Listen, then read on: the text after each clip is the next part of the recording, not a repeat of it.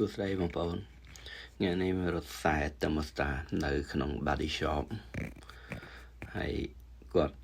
កាត់ជាងចេញឲ្យត្រូវរថ thermostat ដាក់នៅប្រឡោះពីទ្វារហ្នឹងបងប្អូននេះឥឡូវគេដោះចេញខ្ទេចអស់ហើយដាក់នៅខាងក្រោមមកគឺពីប្រឡោះមាត់ទ្វារមកខាងទៅមាត់ទ្វារមកខាងណាចឹងធ្វើចោះអាហ្នឹងដើម្បីដាក់វាអានេះខ្ញុំចោះវាហើយតែខ្ញុំខ្លាចពីទ្វារមកខាងទៅទ្វារមកខាងគេដាក់ឆ្អឹងដែកកដាលដល់ពេលខ្ញុំឆ្លោះមើលដាក់មែនឆ្អឹងដែកកដាលអញ្ចឹងទៅខ្ញុំចោះអញ្ចឹងនៅខាងក្រោមមួយទៀតដើម្បីចោះទម្លាយទៅតខ្សែបានហើយពេលខ្ញុំចោះនឹងហើយហ្នឹងក៏មានបញ្ហាមួយទៀតគឺខ្សែ thermostat ហ្នឹងវារត់ទៅខាងក្នុង building គេមកខាងទៀតដល់ពេលអញ្ចឹងទៅរត់ទៅហើយវារត់មកវិញមកចូលក្នុងម៉ាស៊ីន heat ហ្នឹងណាអញ្ចឹងខ្ញុំកែវាខ្ញុំសួរម្ចាស់គាត់ថាអញ្ចឹងខ្ញុំធ្វើមិនថាអញ្ចឹងកាត់ខ្សែនឹងចេញតខ្សែថ្មីខ្ញុំកាត់ថ្មីចេញទៅដាក់ថ្មីចូលវិញទៅគ្រាន់តែបជានៅក្នុង building គាត់វិញហើយនេះខ្ញុំចាប់ដើមតខ្សែថ្មីខ្ញុំដោះខ្សែចាស់នឹងចេញហើយខ្សែថ្មីខ្ញុំវិញនេះ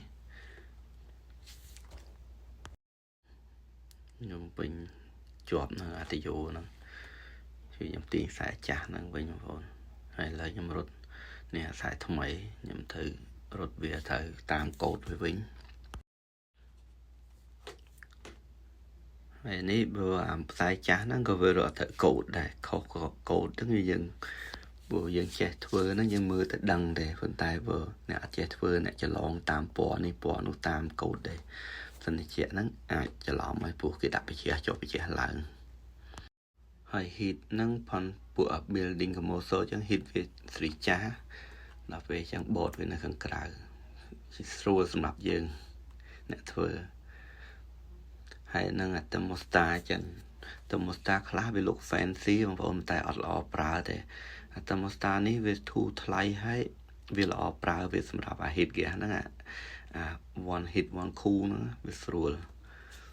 នេះម្ចាស់គាត់ឲ្យដាក់អាហ្នឹងស្រួលព្រោះបាញ់ថ្នាំទៅថ្នាំចូលពេញនឹងអស់ឡូវហើយហ្នឹងហើយបងប្អូនមានតែប៉ុណ្្នឹងអរគុណច្រើនកុំភ្លេចជួយ like ជួយ share វីដេអូផងបងប្អូនអរគុណបាយបាយ